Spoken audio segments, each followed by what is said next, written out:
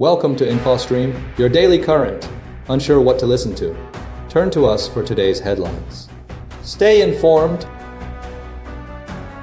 Trump unveils complex Gaza ceasefire plan. The government shutdown escalates. Takaichi elected as Japan's first female prime minister. Trump administration pursues aggressive immigration enforcement.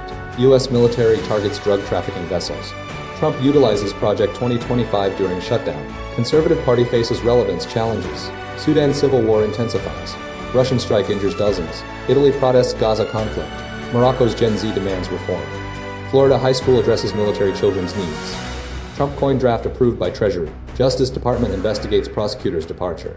Negotiations continue in Sudan. Trump's Gaza ceasefire plan, a complex response and shifting dynamics. Recent news articles detail a pivotal moment in the ongoing Gaza conflict, centered around President Donald Trump's newly unveiled 20-point ceasefire plan. The plan, designed to expedite a resolution, has triggered a multifaceted response from key players, primarily Israel and Hamas, alongside significant diplomatic maneuvering. The core of the narrative revolves around Hamas's delayed, yet ultimately delivered, response, which, while not a full endorsement, represents a critical step forward. Despite initial optimism, Hamas's reply highlighted disagreements regarding key stipulations, including demands for complete disarmament and the group's relinquishing control over Gaza. However, Trump swiftly seized upon the response as a positive development, framing it as a breakthrough and preempting a potential Israeli reaction. This strategic move aimed to maintain momentum and avoid any disruption to the delicate diplomatic process. Israel, under Prime Minister Benjamin Netanyahu, responded positively, immediately preparing to implement the first phase of the plan, signaling a willingness to engage constructively. However, the situation remains complex, with Israel's continued military operations in Gaza, including recent strikes in Doha, creating ongoing tensions. Diplomatic efforts are intensifying, with Trump's special envoy, Steve Witkoff, and Jared Kushner traveling to Egypt to further negotiate the details of the hostage release and other aspects of the plan. Communication challenges, stemming from divisions within Hamas leadership, have contributed to the delays. Trump's strategic approach, aimed at leveraging his relationship with Netanyahu while simultaneously managing the situation with Hamas, has been met with mixed reactions. Concerns remain regarding potential disruptions to the process, including Israel's continued military actions and the need for Hamas to fully commit to the plan's terms. The unfolding events underscore the intricate and challenging nature of achieving a lasting peace in the region. The government shutdown, a complex and intensifying crisis. A protracted government shutdown continues as Congress remains deadlocked over funding, escalating tensions, and raising concerns about potential economic repercussions. The core of the impasse centers on disagreements regarding funding levels and policy riders, primarily driven by Republican demands for stricter immigration enforcement and changes to environmental regulations.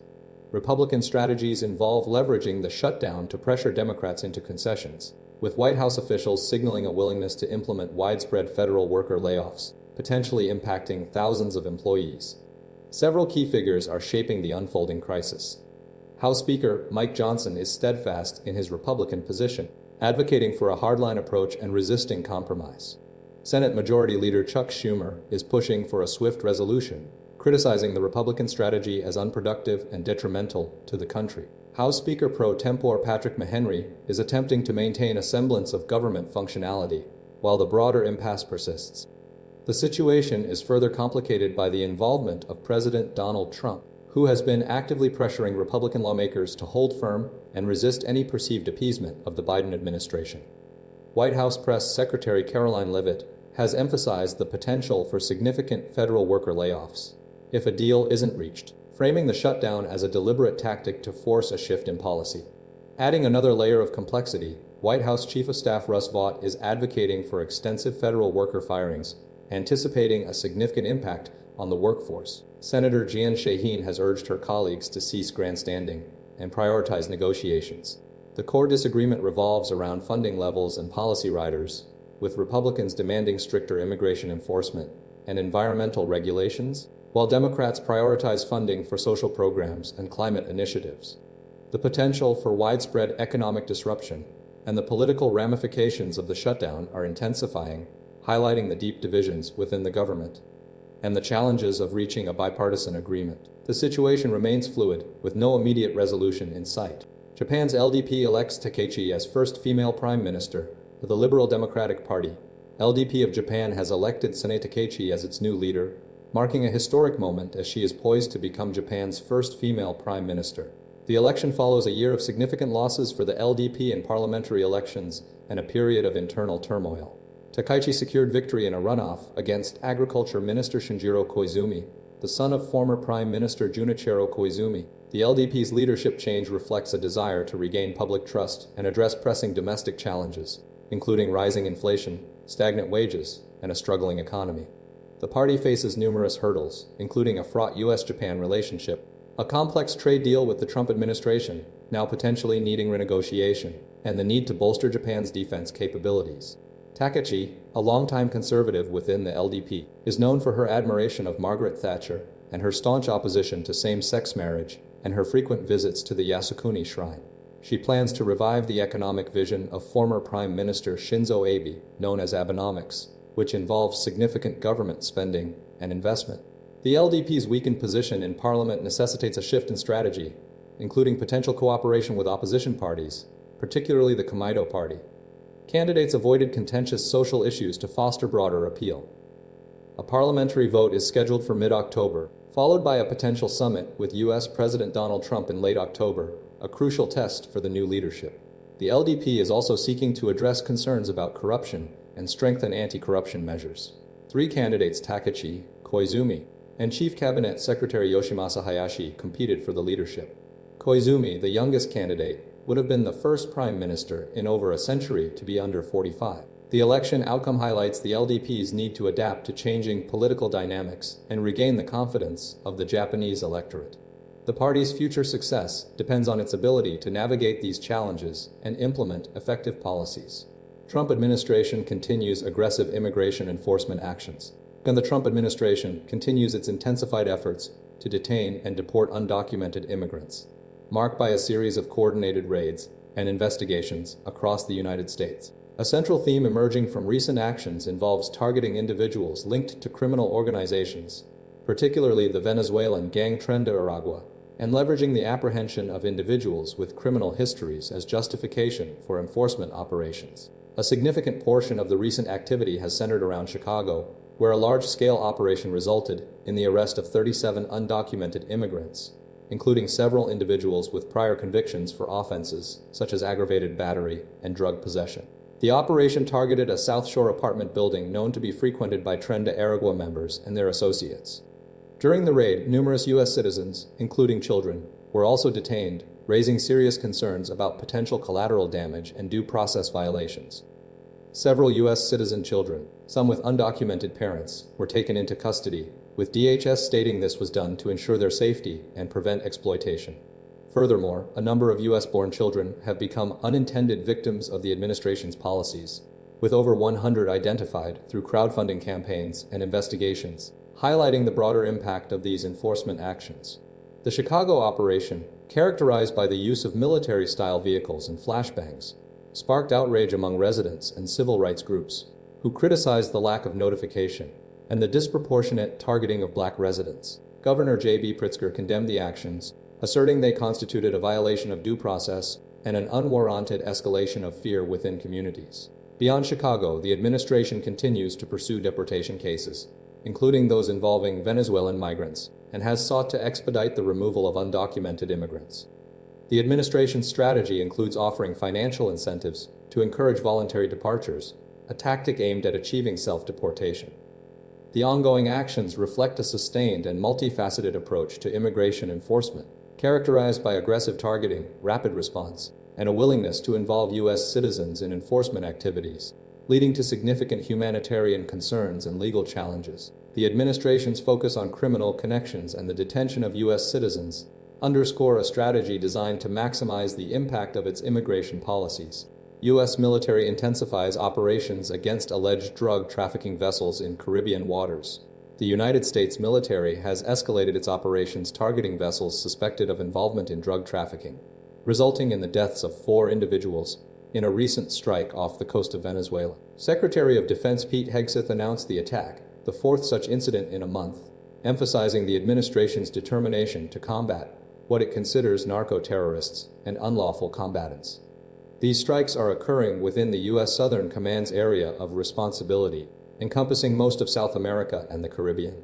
The administration, under President Trump's direction, asserts that these actions constitute a necessary response to a growing threat. They argue that the vessels are transporting substantial amounts of narcotics destined for the United States, with the intent to poison our people. This justification frames the operations as self-defense, despite widespread legal scrutiny and concerns about the legality of initiating military action against non-state actors in international waters. The Pentagon's recent determination that the U.S. is engaged in an armed conflict with designated drug cartels has further fueled controversy. This classification, outlined in a leaked memo to Congress, allows for the application of wartime powers, including the potential for indefinite detentions and targeting of individuals deemed unlawful combatants. The administration's rationale centers on the vessels' role as transit routes for illicit drugs, portraying the cartels as a significant threat to national security. Previous strikes have also raised questions regarding the legitimacy of the actions. One vessel, for instance, had reportedly turned around before being hit, suggesting it did not pose an immediate threat. Legal experts and lawmakers have expressed reservations, citing concerns about the administration's use of broad terms and the potential for escalating tensions with countries like Venezuela, where President Nicolas Maduro has warned of a state of emergency. The ongoing operations represent a significant shift in U.S. foreign policy, raising profound legal and geopolitical implications. The administration continues to frame these actions as vital to protecting the American people, while simultaneously navigating intense legal and diplomatic challenges. Trump leverages Project 2025 during government shutdown. During the ongoing U.S. government shutdown, President Donald Trump is heavily utilizing the conservative blueprint, Project 2025, spearheaded by the Heritage Foundation, to aggressively cut federal spending and reshape government operations. Office of Management and Budget's OMB Director Russ Vought, a key architect of Project 2025, is central to this strategy, wielding significant power to implement drastic changes. Trump's stated goal is to capitalize on an unprecedented opportunity to enact the policy proposals outlined in the document. Project 2025, a 900-page plan for a conservative president, was initially developed by former Trump officials and envisioned significant reductions in the size of the federal government, expanded presidential authority, and stricter immigration enforcement. Trump had previously distanced himself from the plan during his 2024 presidential campaign, claiming he hadn't read it and didn't want to. However, following his election victory, Trump has increasingly adopted the plan's recommendations, with numerous Project 2025 contributors now holding prominent positions within his administration. These include OMB Director Vought, Brendan Carr, the Federal Communications Commission, AFCC Chairman, and Tom Homan, the newly appointed border czar. The shutdown provides Trump with an opportunity to implement these changes without congressional oversight, allowing for deeper cuts than previously possible. Vought is directing federal agencies to submit detailed plans for mass layoffs and project cancellations, including infrastructure projects in New York City and Chicago, and clean energy initiatives. Several key figures involved in Project 2025, such as Paul Dance, who oversaw the initiative at the Heritage Foundation, and E.J. Antoni, now a labor statistics commissioner, were instrumental in shaping Trump's second-term agenda. Trump's strategy is also driven by a desire to be perceived as the architect of his policies and a master of his kingdom, emphasizing his own accomplishments and decisions. The utilization of Project 2025 reflects a deliberate effort to fulfill the vision initially conceived by conservative thinkers, solidifying Trump's commitment to a dramatically altered federal government. The Conservative Party's struggle for relevance and the ECHR decision for the Conservative Party is facing a period of significant internal division and declining public support, highlighted by the imminent start of their conference in Manchester. Key to this struggle is their position on the European Convention on Human Rights (ECHR), a matter of intense debate within the party. Kemi Badenoch's announcement that the Conservatives will leave the ECHR if elected marks a decisive shift in policy, following a legal review led by Lord Wolfson that concluded the treaty significantly hinders government action on immigration and other key priorities. This move is largely driven by internal pressure from Reform UK, which has long advocated for withdrawal from the ECHR, and reflects a broader frustration within the Conservative base. The legal review, commissioned by Badenoch, found that the ECHR's constraints prevented the government from deporting foreign criminals and illegal immigrants, safeguarding military veterans, prioritizing British citizens in public services, ensuring prison sentences align with parliamentary intent, and preventing courts from using climate change laws to block planning reforms. despite warnings from legal experts, including University of Cambridge Professor Catherine Barnard, regarding potential breaches of the Good Friday Agreement and the UK-EU trade deal. Lord Wolfson's report concluded that withdrawal would not violate these agreements. The announcement has triggered criticism from Labour, who argue Badenoch is too weak to stand up to her own party, and that the decision is ill-considered. Reform UK has dismissed Conservative claims with skepticism, highlighting the party's previous inaction on the issue over 14 years. The Liberal Democrats have seized upon the division, accusing Badenoch of aligning with Nigel Farage and Vladimir Putin. The Conservative Party struggle is further complicated by internal divisions regarding the party's direction, with figures like former One Nation Tories expressing concern about the party's shift towards extremism. Badenoch's commitment to leaving the ECHR is intended to address these concerns and solidify the party's position on immigration. But it has simultaneously widened the gap between traditional Conservative factions and intensified the overall sense of instability within the party. The decision represents a high-stakes gamble for Badenoch, aiming to regain relevance and appease a frustrated electorate, but it risks further alienating moderate voters and deepening the party's internal fractures. The Digest Sudan civil war intensifies in El-Fasher. The ongoing civil war in Sudan, primarily between the Rapid Support Forces, RSF, and the Sudanese army, continues to escalate with devastating consequences for the city of El-Fasher in Darfur. The RSF has made significant territorial gains, spearheaded by increasingly sophisticated drone technology, allegedly supplied by the United Arab Emirates, despite UA denials. These advances aim to secure strategic advantages, including access to fuel from Libya, bolstering their control over the western border region stretching from South Sudan to Egypt. This expanded control would enable attacks on Kordofan regions, and potentially even a renewed assault on Khartoum. The situation in El-Fasher is dire, with tens of thousands trapped amidst intense fighting, and a siege that has severely impacted civilian life. Medical facilities are overwhelmed and under attack, resulting in critical shortages of supplies and personnel. Numerous casualties have been reported, including the deaths of over 75 people in a mosque attack attributed to the RSF, despite the group's denial. The RSF's actions are fueled by a desire to secure constituencies within Darfur, representing a fight for political survival. Local armed groups, known as the Joint Forces, are also heavily invested in this struggle for control of Darfur. The RSF's attempts to portray a more benevolent image through videos of assisting fleeing civilians are viewed with skepticism, given the ongoing atrocities. Hundreds of thousands have been displaced from El-Fasher, facing violence, robbery, and death as they attempt to escape. The UN warns of further atrocities if the RSF gains full control of the city.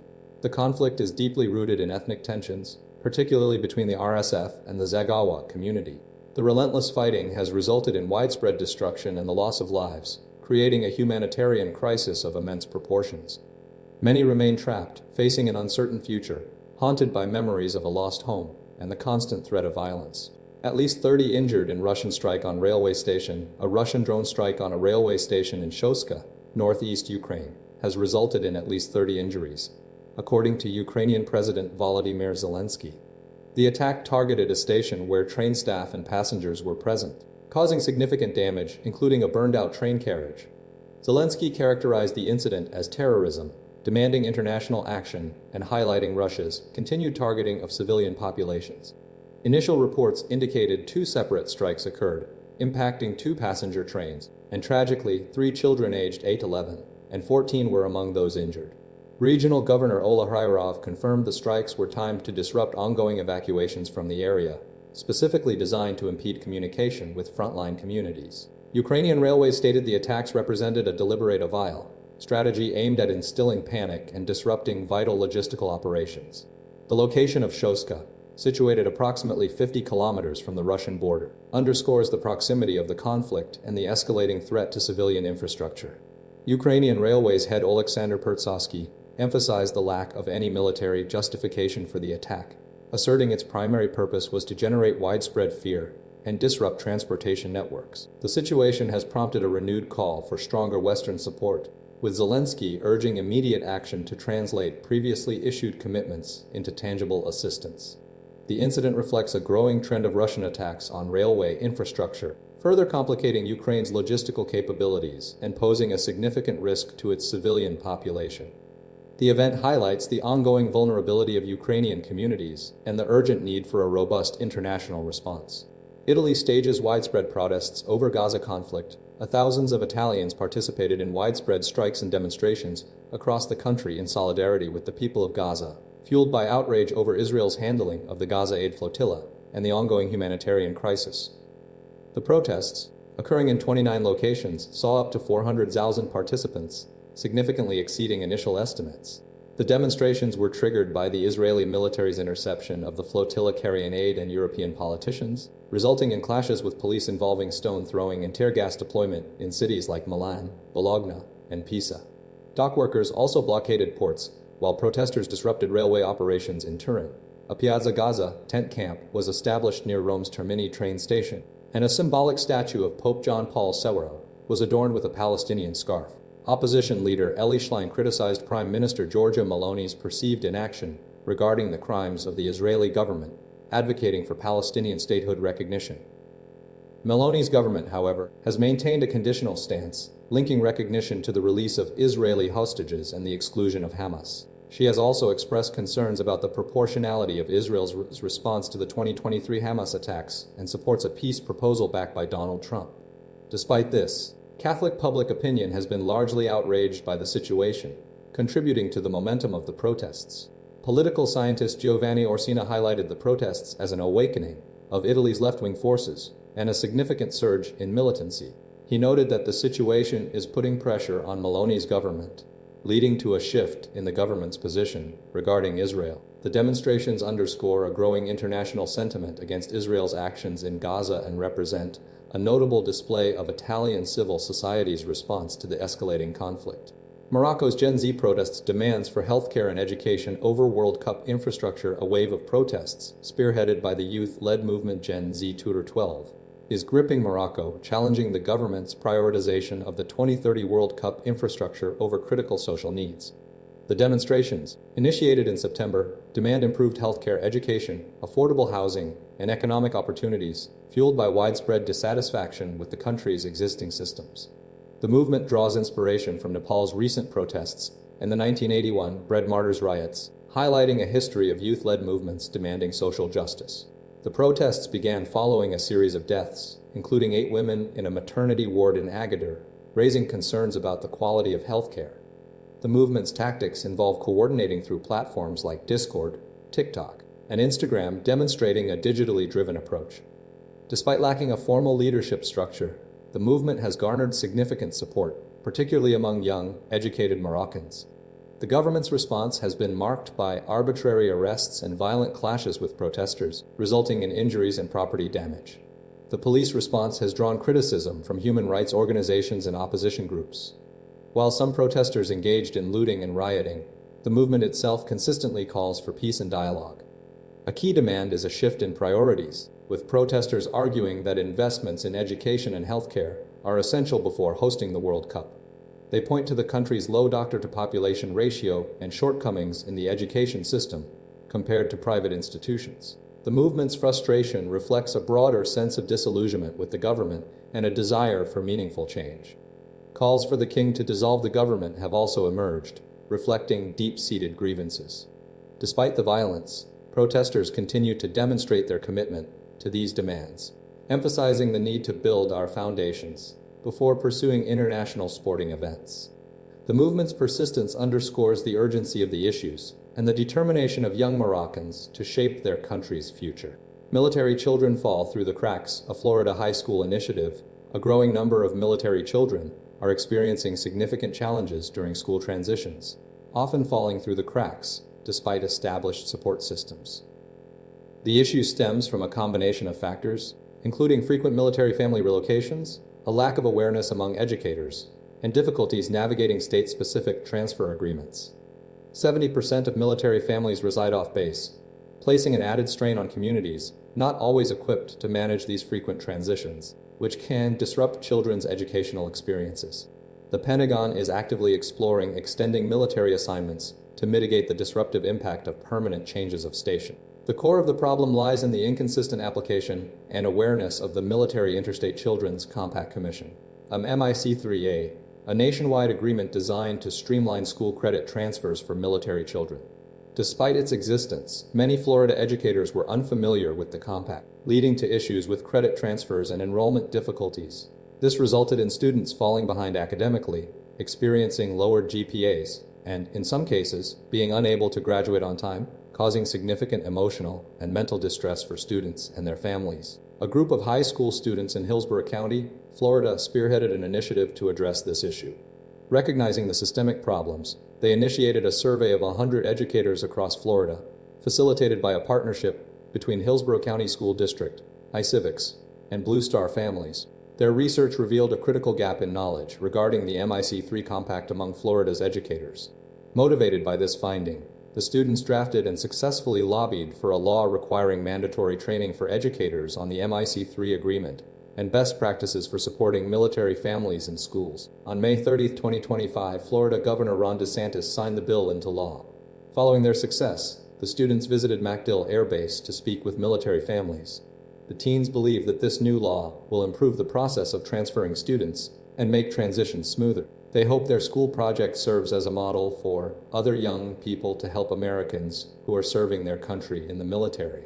Trump coin draft confirmed by Treasury. The United States Treasury has confirmed the existence of initial drafts depicting former President Donald Trump on a commemorative one coin, intended for America's 250th anniversary celebration in 2026. Treasury Treasurer Brandon Beach affirmed the authenticity of the images, responding to circulating photographs on X stating "No fake news here." The draft design features Trump's side profile on the coin's front, accompanied by Liberty at the top and In God We Trust at the bottom, alongside the dates 1776 and 2026. The reverse side displays Trump's iconic image from the 2017 Bolter, Pennsylvania assassination attempt, with the words "FIGHT FIGHT FIGHT" prominently displayed above a billowing American flag. This design immediately raises legal concerns due to restrictions on portraying living presidents on coins. Legally, it's prohibited for a sitting or former president to be depicted on a coin until 2 years following their death. The Circulating Collectible Coin Redesign Act authorized the Treasury to mint special wonder coins for the anniversary, permitting a one-year issuance beginning January 1, 2026. However, the act includes a specific clause forbidding head and shoulders portrait or bust of any person, living or dead, on the reverse of the coins. Despite the legal challenges, the Treasury's confirmation indicates a deliberate attempt to circumvent these restrictions by positioning Trump's portrait on the coin's front, rather than the reverse. The White House press secretary, Leavitt, stated that Trump had not yet seen the draft images but would love it. Historically, only Calvin Coolidge was featured on a coin in 1926, as documented by the American Numismatic Association. The Treasury spokesperson emphasized that a final design selection is pending, and that the initial draft reflects the enduring spirit of our country and democracy. The situation highlights the ongoing legal complexities surrounding presidential imagery on currency and the potential for future controversy. The Treasury's confirmation, coupled with the existing legal framework, suggests a significant hurdle for the coin's eventual issuance. Justice Department accusations of political interference emerge following prosecutor's departure, a former top national security prosecutor in Virginia's Eastern District. Michael Ben Ari has publicly accused the Justice Department of prioritizing political motivations over national security following his termination. Ben Ari, who was abruptly fired days after losing his position, left a typed letter outside his former office expressing his belief that leadership within the department was more concerned with punishing the president's perceived enemies than they are with protecting our nation. The letter underscored his commitment to upholding his prosecutorial oath, emphasizing the necessity of following facts and law without political interference. Ben Ari's firing stemmed from a social media post by Julie Kelly, a pro-Donald Trump activist, suggesting he was part of an internal resistance against the James Comey indictment. Despite this claim, Ben Ari was not involved in the Comey case, and he vehemently denounced his termination as without cause, and based on misinformation. He was actively leading the criminal prosecution of an individual allegedly involved in planning a bombing during the U.S. withdrawal from Afghanistan in August 2021. This situation adds to a growing pattern of federal prosecutors alleging political motivations behind their dismissals since Donald Trump's inauguration. The turmoil within the Eastern District of Virginia highlights a broader concern about the removal of experienced career officials from key positions within the Department of Justice, including the U.S. Attorney's offices, the FBI, and other critical components. Ben Ari argued that these decisions undermine the department's ability to effectively counter threats from terrorist organizations and malign nation-state actors. Furthermore, the case echoes previous instances where prosecutors felt pressured to pursue politically charged investigations, rather than focusing on legitimate security concerns. The situation raises serious questions about the independence and integrity of the Justice Department's operations, particularly concerning its responsiveness to genuine national security threats. The Justice Department has yet to respond to CNN's request for comment on the matter. Deep South Peace: A cycle of military-dominated negotiations. The ongoing conflict in Thailand's southern border provinces, encompassing Yala, Patani, Narathiwat, and parts of Songkhla, persists due to a recurring pattern of military-centric negotiations and a lack of genuine reconciliation efforts. Despite numerous attempts, a sustainable peace remains elusive, largely because successive governments have consistently appointed negotiation teams dominated by military figures, exemplified by the recent selection of General Somsak Rungsitta. This trend, with only one civilian, Chachai Bangchwat, having a significant role, underscores the perceived lack of impartiality and trust. The problem extends beyond the negotiation teams themselves. The region is governed by a complex web of restrictive security laws, martial law, the Emergency Decree, and the Internal Security Act (ISA), which permit arbitrary detentions, prolonged custody without charges, and intrusive surveillance, often including DNA collection. These measures, applied with a heavy hand, exacerbate the fear and distrust within local communities, pushing them further away from any potential dialogue. Governments have attempted to address the situation through increased development funding and educational initiatives, yet these efforts have failed to gain the support of the local populace, further reinforcing the cycle of mistrust. The continuous reliance on military strategies and security laws demonstrates a fundamental misunderstanding of the core issues driving the conflict. The persistent application of these security measures highlights a broader political vacuum, where politicians play a secondary role, allowing the military to dictate the security strategy and operational approach.